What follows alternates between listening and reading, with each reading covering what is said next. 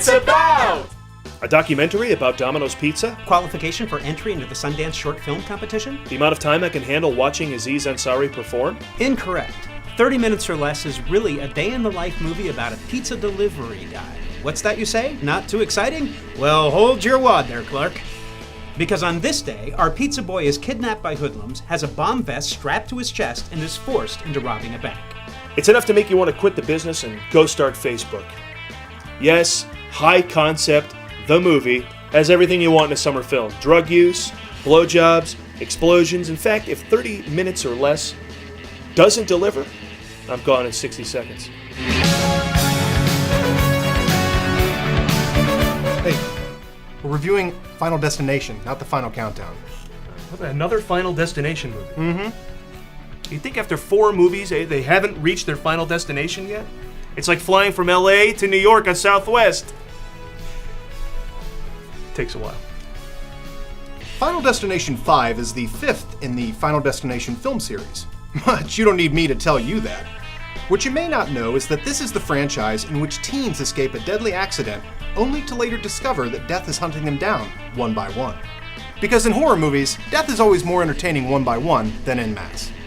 Most horror films are based on plausible ideas, like a killer who wears a hockey mask, guy who has a chainsaw massacres everything, or a small town where 7 babies born on the same day are all infected with the remnants of a dead murderer.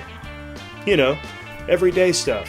So here, 10 years after the explosion of Flight 180, 9 years after the pileup on Route 23, 4 years after the Devil's Flight roller coaster collapse, and 2 years after the McKinley Speedway grandstand collapse, comes a story of a group of teens in no way connected to any of that. This time it's a suspension bridge that doesn't kill them, though the suspension of disbelief required may kill you.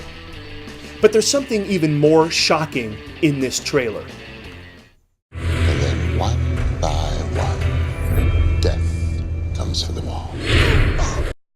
So there's David Koechner, right? The guy from Anchorman. He's clinging to the edge of the bridge. And then 2 seconds later, this guy is reacting. But hey, what? Look in the back. That's David Koechner, again in the background of the shot. That's what's really scary about this trailer. The editing. Jump cuts. Next up, Glee, Never Say Never. Or is it Glee, Best of Both Worlds? No, I think it's Glee, This Is It. If Michael Jackson was still alive. And replaced by gay teens. Opens August 12th for 2 weeks only. Wow.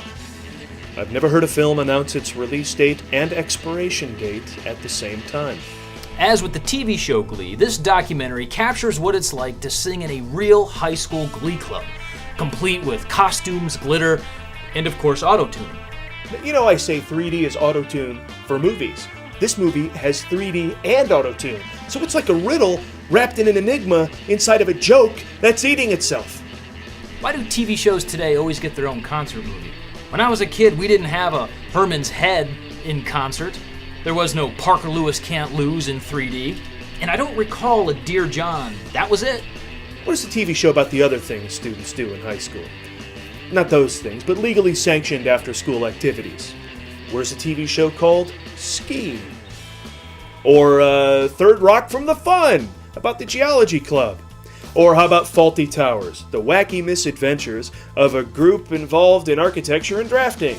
But instead we get the singing, dancing, jazz-fisting teens of Glee, all of whom are sorely in need of some Jane Lynch. I kind of wish that this group of teens would narrowly escape death only to later discover that death is hunting them down one by one.